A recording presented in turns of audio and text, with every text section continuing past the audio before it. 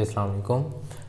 Class 10 this is Mohammad Atiq. Students, हम लोगों ने अपने चैप्टर को, जो हमारा चैप्टर नंबर 12 था, उसको हमने रिसेंटली जो है कंप्लीट किया है। आज हम अपने चैप्टर नंबर 13 पे चलते हैं। और जो चैप्टर नंबर हमारा 13 है वो है बायोकेमिस्ट्री। बायोकेमिस्ट्री आप ज़रा इसके चैप्टर के नेम को ही पढ़ें तो आपको जो है चैप्टर के अंदर मौजूद कंटेंट का अंदाज़ा हो जाएगा कि इस चैप्टर के अंदर हमने क्या कुछ पढ़ना है।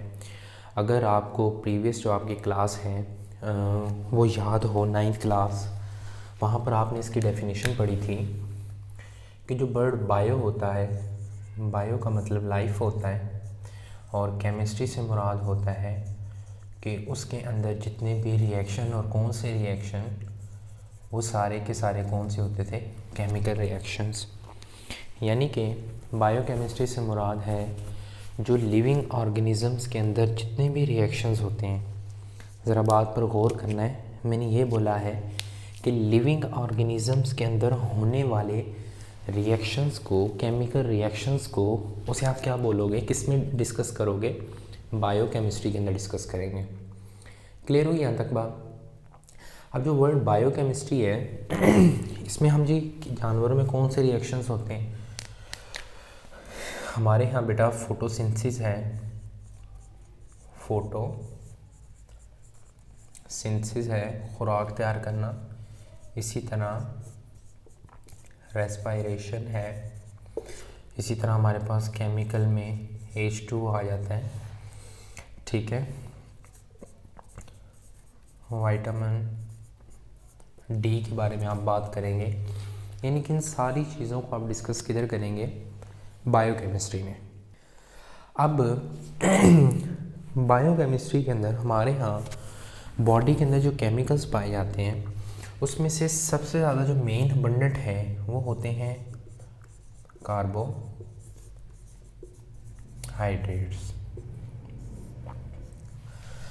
कार्बो का आपने बेटा सिर्फ मतलब देखना है कि इस वर्ड का क्या मतलब है। कार्बन से मुराद होता है कार्बन, ठीक है। हाइड्रेट से मुराद होता है हाइड्रोजन, और कार्बोहाइड्रेट से मुराद होता है वो वाले कंपाउंड जिसमें एक तो क्या पाई जाती हो, कार्बन, और दूसरी क्या पाई जाती हो, हाइड्रोजन। उनको आप क्या कहते हैं? कार्बोहाइड्रेट कहते हैं, और ये कंपाउंड हाइड्रोकार्बन भी कहलाएंगे। ठीक हो गया। अब कार्बोहाइड्रेट की बेटा अगर मैं डेफिनेशन करूं कि कार्बोहाइड्रेट की हमारे पास डेफिनेशंस क्या होती है, तो आप लिखेंगे carbohydrates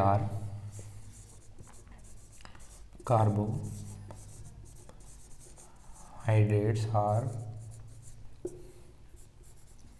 the compound of carbon containing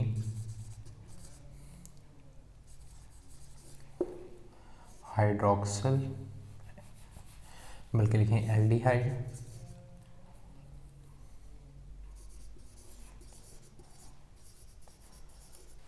और कीटोन, एल्डिहाइड और ketone with several hydroxyl group, with several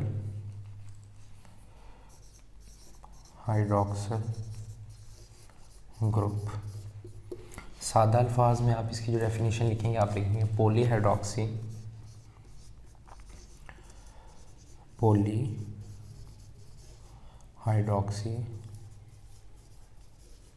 aldehydes और कीटोन इज कॉल्ड कार्बोहाइड्रेट्स। तो इसको क्या बोलेंगे बेटा आप? कार्बोहाइड्रेट बोलेंगे, जिसमें सेवरल जो हैं वो हाइड्रोक्सी ग्रुप होंगे, और फंक्शनल ग्रुप जो होगा उसके अंदर एल्डिहाइड होगा या फिर कीटोन होगा। इनका जो जनरल फार्मूला आपने याद रखना है, इनका जो जनरल फार्मूला होता है वो होता है CN ब्रैकेट में H2N H2O Y कर लें। CN H2O क्या होगा आपके पास बेटा, Y हो जाएगा। और यहाँ पर N से मुराद नंबर ऑफ़ कार्बन एटम होता है। N से मुराद क्या होता है बेटा, नंबर ऑफ़ कार्बन एटम होगा। और ये जो जितने भी कार्बोहाइड्रेट्स हैं, इनका जो स्टार्टिंग मटेरियल होता है वो मैक्सिमम ग्लूकोज होता है। और हमें पता है ग्लूकोज किससे बनता है, फोटोसिंथेसिस से। किससे बनता होता है, फोटोसिंथेसिस से। अब फोटोसिंथेसिस क्या होती है, फोटोसिंथेसिस बेटा एक ऐसा अमल है जिसके अंदर प्लांट वाटर को, कार्बन डाइऑक्साइड को इस्तेमाल करते हैं और इसके साथ क्या बनाते हैं, ग्लूकोज और ऑक्सीजन को हवा में रिलीज़ कर देते हैं। तो आप इसको पहले मैं इक्वेशन लिख देता हूँ। आप लिखें 6H2O + 6CO2 arrow C6H12O6 + 6O2। ये आपने इक्वेशन लिखनी है। फिर आप डेफिनेशन लिखेंगे, photosynthesis is a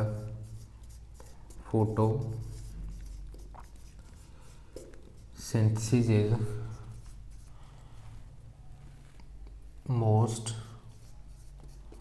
abundant process in photosynthetic organisms in which they convert inorganic substances into organic by means of light. बल्कि कोशिश कर लो ये लिखो सनलाइट। ठीक है, आगे एक्सटेंड इसको मज़ीद भी कर सकते हैं कि with the help of chlorophyll, और क्लोरोफिल की मौजूदगी के अंदर आप इसको क्या कर सकते हैं, कन्वर्ट कर सकते हैं। क्लियर होगा बेटा। ये चीज़ें जो हैं वो आपको कम से कम पता होनी चाहिए। किस लिए, आपको ये वाला टॉपिक कार्बोहाइड्रेट की डेफिनेशन में अगर शॉर्ट क्वेश्चन आता है तो आपको ये चीज़ें कम से कम पता होनी चाहिए। अब कार्बोहाइड्रेट जो होते हैं इनको बेटा हम लोगों ने क्या किया है, हमने इनको क्लासिफाई किया हुआ है कार्बोहाइड्रेट को। इनकी जो है वो 3 टाइप हैं। एक को हम कहते हैं मोनोसेक्राइड, ठीक है, एक को हम कहते हैं ओलिगोसेक्राइड, एक को हम कहते हैं पॉलीसेक्राइड। आहिस्ता आहिस्ता जो है हम इन सब को पढ़ेंगे। पहले अगर मैं बेटा बात करता हूँ तो सबसे जो पहली मेरे पास आती है उसको मैं कहता हूँ मोनोसेक्राइड। मोनोसेक्राइड, मोनो का मतलब बेटा होता है सिंगल, या इसको वन भी कह सकते हैं, सिंगल या वन। सेक्राइड वर्ड सेक्रॉन से निकला हुआ है। सेक्रॉन का मतलब होता है स्वीट, मीठा, स्वीट। और वो अमूमन हमारे पास क्या होती हैं, शुगर्स होती हैं। ठीक है। अब मोनोसेक्राइड क्या होता है बेटा, हमारे पास ऐसी शुगर्स होती हैं जिनको आप पानी के अंदर डिज़ोल्व करते हैं तो वो कोई यूनिट नहीं देती, कोई सिंगल यूनिट देती, यानी कि वो होती ही मोनो है। अगर ख़ुद है ना मोनो, जैसे इसकी एग्जांपल में ज़रा याद रखें ग्लूकोज। अब ग्लूकोज है, उसको बेटा उसमें पानी ऐड करो तो वो क्या रहेगा, ग्लूकोज ही रहेगा, वो किसी और चीज़ में तब्दील नहीं होगा। यानी कि मोनोसेक्राइड वो वाली शुगर्स हैं जिनको पानी में डालते हैं, तो जो पानी में होता है ना बेटा डालना, इस अमल को बोलते हैं हाइड्रोलिसिस। पानी की मदद से किसी चीज़ का टूटना क्या कहलाता है, हाइड्रोलिसिस। चूँकि पहले भी ग्लूकोज था, बाद में भी क्या कहा, ग्लूकोज ही रहा, यानी कि कोई यूनिट नया नहीं दिया। तो आप इसकी कैरेक्टरिस्टिक्स में देखेंगे, they give no unit upon hydrolysis second आप लिखेंगे कि कोई यूनिट भी नहीं देती हाइड्रोलिसिस के ऊपर, सिंगल यूनिट भी नहीं देती। अब आप सब ने ग्लैक्सोज डी की शक्ल में इसको इस्तेमाल किया हुआ, इसका जायका क्या होता है, they are sweet in taste, इनका जो बेटा जायका होता है वो क्या होता है, मीठा होता है। और दूसरा जो होता है पानी के अंदर, अब और प्रॉपर्टीज़ भी आप लोगों ने बतानी है, सिर्फ ये तो नहीं ना बतानी। अब आप देखते हो इसे हम पानी के अंदर रखते हैं तो पानी में हल हो जाती है। आप लिखेंगे they are soluble in water, ये पानी के अंदर क्या होते हैं, हल होते हैं और बड़े ज़बरदस्त, बहुत ज़्यादा सॉल्युबल होते हैं पानी के अंदर, ठीक है। उसके बाद आप इसके बारे में लिखेंगे दे आर, कलर क्या होता है, दे आर वाइट क्रिस्टलाइन, इनकी जो है वो जैसे क्रिस्टल्स होते थे ना, अल्लाह भला करे हमारे पास उसके नमक के NaCl के जैसे क्रिस्टल्स है, इनके भी जो क्रिस्टल्स होते हैं ये सेम वैसे ही बने होते हैं हमारे पास, ठीक हो गया। चलें और इसकी जो है वो मिसाल में आपने दो चीज़ें ही करनी है, एक आप करेंगे ग्लूकोज और दूसरा कर लें फ्रुक्टोज। इनके बारे में बात करते हैं, ये क्या चीज़ें हैं, ग्लूकोज क्या है, फ्रुक्टोज क्या है। बेटा दोनों चीज़ें सेम है, बिल्कुल सेम है। जो फार्मूला ग्लूकोज का है, ग्लूकोज का फार्मूला होता है C6H12O6, यही फ्रुक्टोज का फार्मूला है।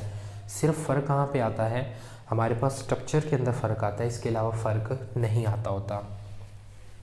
6 कार्बन है, चलिए मैं ज़रा यहाँ पे बनाता हूँ 1 2 3 4 5 6, ठीक है। यहाँ पर इनकी क्या हो जाएगी, वैलेंसी पूरी हो जाएगी। एक तरफ भी 6 और इधर मैं देख लूँ ज़रा, वो हिस्सा मेरे कैमरे के अंदर आ रहा है जी। और इस साइड पे भी बेटा क्या हो गए, 6 कार्बन है, 1 2 3 4 5 6।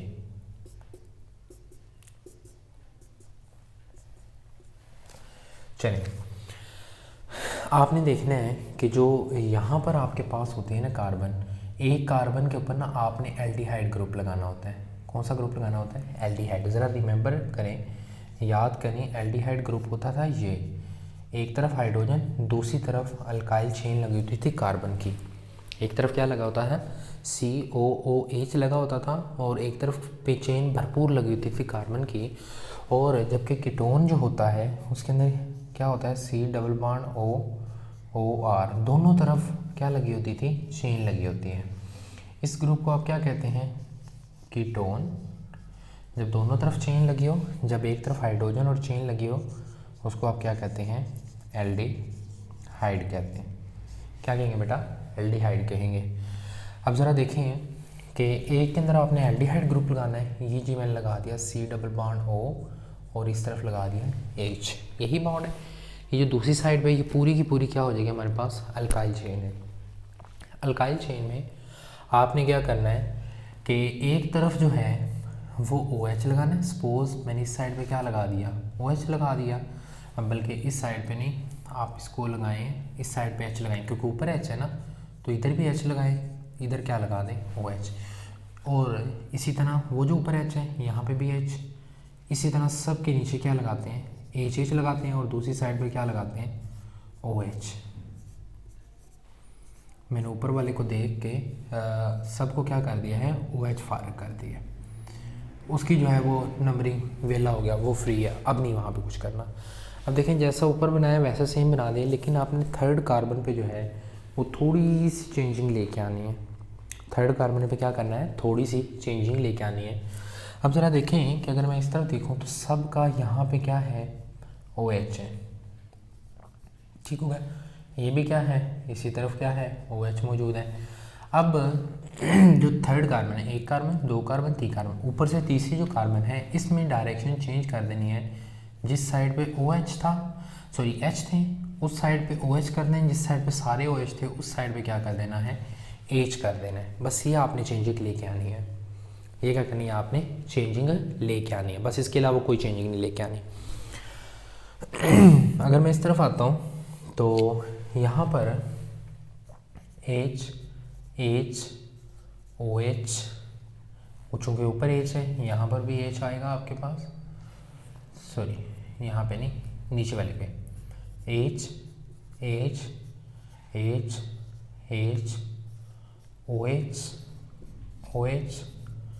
OH। यहाँ पे आपने क्या करना है बेटा, जो सेकंड कार्बन है ना, अब आपने यहाँ पे COO बनाना है, यानी कि कार्बन का ऑक्सीजन के साथ डबल बॉन्ड बनाना है। इस तरफ भी क्या लगानी है, कार्बन, इस साइड पे भी क्या करनी है, कार्बन लगानी है। तो आपने क्या किया, ऊपर से जो दूसरी कार्बन आया करेगी उसमें इस साइड पे क्या लगा दें, ऑक्सीजन का डबल बॉन्ड लगा दें। और 1 2 3 तीसरी कार्बन है, सबका OH इस साइड पे है, इस कार्बन का H इस साइड पे कर दें और OH इस साइड पे कर दें। ठीक हो गया। अब ज़रा देखें, इसमें से एक ग्लूकोज का बेटा स्ट्रक्चर है, जो दूसरा हमारे पास स्ट्रक्चर है वो किसका है, फ्रुक्टोज का स्ट्रक्चर है। हमने ये याद रखना है, जो हमारे पास ग्लूकोज होगा वो हमेशा एल्डो शुगर होती है। ग्लूकोज क्या होती है, एल्डो शुगर। तो ये वाला स्ट्रक्चर क्या हुआ बेटा, किसका, ग्लूकोज का हुआ, और जबकि ये वाला स्ट्रक्चर किसका हुआ, फ्रुक्टोज का स्ट्रक्चर, ये फ्रुक्टोज का स्ट्रक्चर हो गया। और याद रखिएगा, फ्रुक्टोज जो होती है ये दुनिया की सबसे स्वीटेस्ट शुगर है। ये क्या है, दुनिया की स्वीटेस्ट लिख रहा था, स्वीटेस्ट शुगर है, सबसे जो ज़्यादा मीठी शुगर है उसका नाम क्या है हमारे पास, फ्रुक्टोज होता है। यहाँ तक बड़ी बात क्लियर होगी। चलें जी, अब ज़रा बात करते हैं इसकी, इसको आप मोनोसेक्राइड कहते हैं। इसको क्या कहते हैं बेटा, आप मोनोसेक्राइड कहते हैं। एक और इसके साथ कॉन्सेप्ट आपकी बुक में लिखा हुआ है, वो जो है हमारे पास बहुत ज़्यादा इम्पोर्टेंट है, पेपर पॉइंट ऑफ व्यू से भी शॉर्ट क्वेश्चन बहुत बार आया हुआ है उसके ऊपर। वो है डेक्सो और लीवो रोटेटरी क्या होता है, what is dextro rotatory sugar. और अच्छा, डेक्स्ट्रोज क्या होता है बेटा, आप कभी जाते हो ना हॉस्पिटल्स के अंदर और आपने देखी होती हैं कि ड्रिप वगैरह लगी होती हैं किसी पेशेंट को। अब वो जो ड्रिप्स लगी होती है ना, वो लगाया होता है, ग्लूकोज को पानी में मिला के लगाया होता है। ग्लूकोज जो होता है उसको किस में यूज़ किया जाता है, उसका जो एक्वस सॉल्यूशन जो होता है वो बना के लगाया जाता है, और वो आप लोगों को, पेशेंट को लगाया जाता है ताकि वो जो खा नहीं सकते या जिसके अंदर जो है ना वो पानी की कमी हो जाए, उसको वो लगाया जाता है। तो उस कमी से बचाने के लिए उनको बेटा क्या लगा दिया जाता है, वो डेक्स्ट्रिन लगाया जाता है। ये भी आपने याद रखना है, अब इसे अपनी वर्डिंग में आपने खुद मोल्ड कर लेना है। चलें, मैं ज़रा बात करते हैं जी डेक्सो और लीवो रोटेटरी की। अब हमने ज़रा पहले बात करते हैं जी प्लेन पोलराइज लाइट की। प्लेन पोलराइज लाइट, इसकी डेफिनेशन लिख लें। Plane polarise light is the light, plane polarise light is the light that have single wavelength। जिसकी वेवलेंथ क्या होती है बेटा, सिंगल होती है, उसको प्लेन पोलराइज लाइट कहते हैं। और ये बहुत इंपॉर्टेंट शॉर्ट क्वेश्चन है। ये क्या है, बहुत इंपॉर्टेंट शॉर्ट क्वेश्चन है। अब हम एक सॉल्यूशन बनाते हैं, एक क्यूबिट ले ली, ये लीजिए, इसके अंदर हमने क्या बना लिया, एक सॉल्यूशन बना लिया, किसका, ग्लूकोज का। और हम इसको क्या करते हैं, प्लेन पोलराइज लाइट इसके अंदर से गुजारते हैं। क्या करते हैं, प्लेन पोलराइज लाइट को क्या करते हैं, इसके अंदर से गुजारते हैं। और हम देखते हैं, अच्छा घड़ी होती है ना बेटा, इसकी ये डायरेक्शन क्लॉकवाइज होती है, ये जो डायरेक्शन होती है इसे कहते हैं एंटाई क्लॉकवाइज। ये वाली जो है आपके पास, ये है क्लॉकवाइज डायरेक्शन, क्लॉकवाइज, और ये क्या है, एंटाई क्लॉक वाइज।